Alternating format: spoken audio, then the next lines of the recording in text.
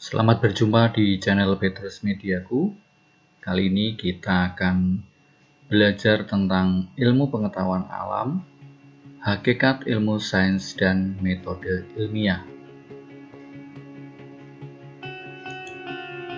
Kehidupan manusia yang semakin berkembang dalam hal jumlah penduduk dan kebutuhannya mendorong para ilmuwan sains menciptakan berbagai penemuan untuk membantu kehidupan manusia dan lingkungan sekitar. Apa itu hakikat sains? Hakikat sains adalah landasan untuk berpijak dalam mempelajari IPA. Pengertian sains atau IPA mengalami perkembangan dari zaman ke zaman. Pada mulanya, sains merupakan pengetahuan biasa. Lambat laun, pengertiannya berubah menjadi pengetahuan yang rasional, lepas dari takhayul dan kepercayaan. Kemudian berkembang menjadi pengetahuan yang didapat dari metode ilmiah. Ilmu merupakan pengetahuan yang bersifat ilmiah dan diperoleh dengan metode ilmiah. Sifat ilmu adalah rasional, masuk akal, logis, dapat diterima akal, sehat, dan objektif.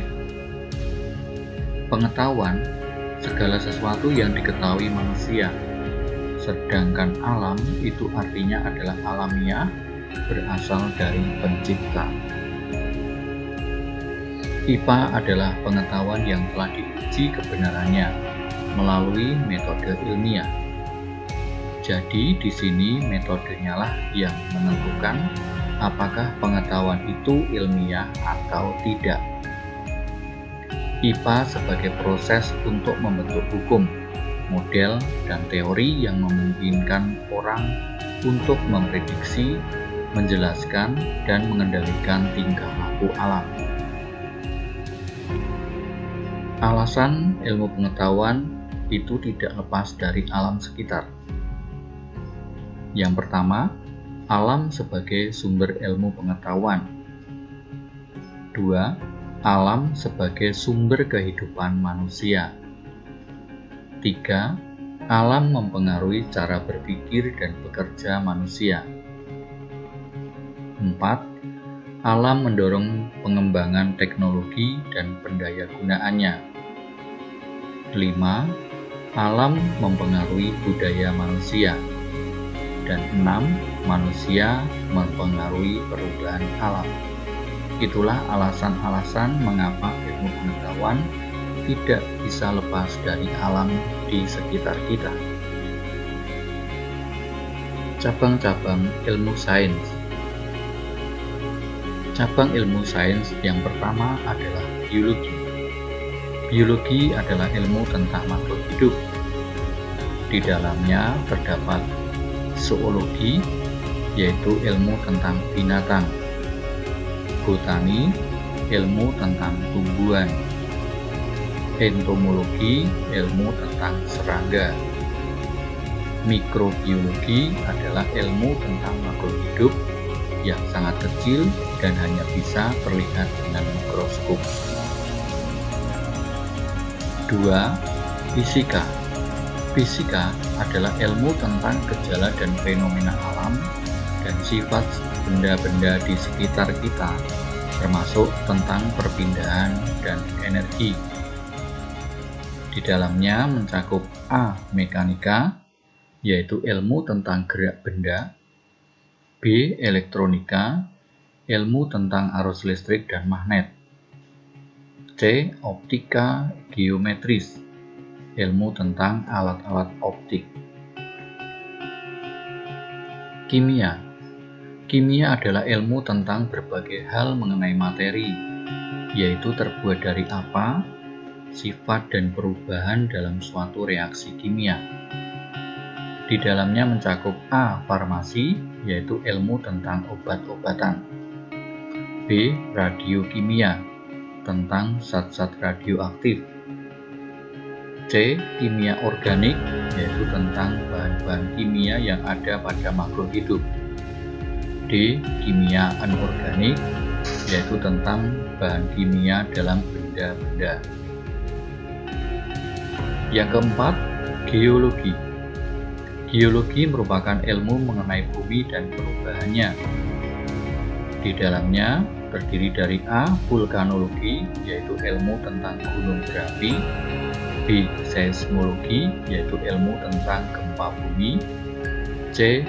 Paleontologi, yaitu ilmu tentang fosil yang dapat membantu kita mengetahui umur suatu tempat dan kebudayaan zaman itu. 5. Astronomi. Astronomi adalah ilmu tentang planet, bintang, dan alam semesta.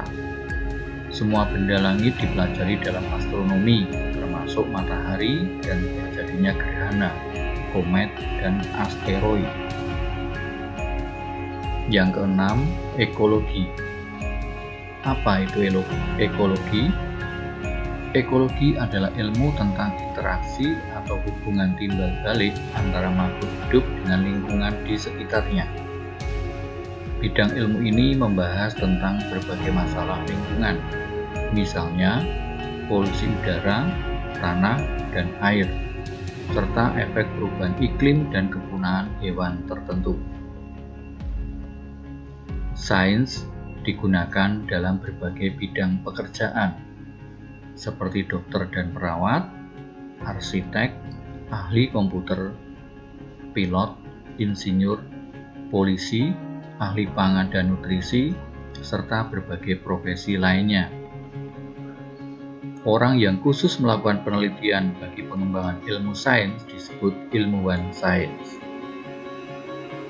Jadi, apakah sebenarnya sains itu?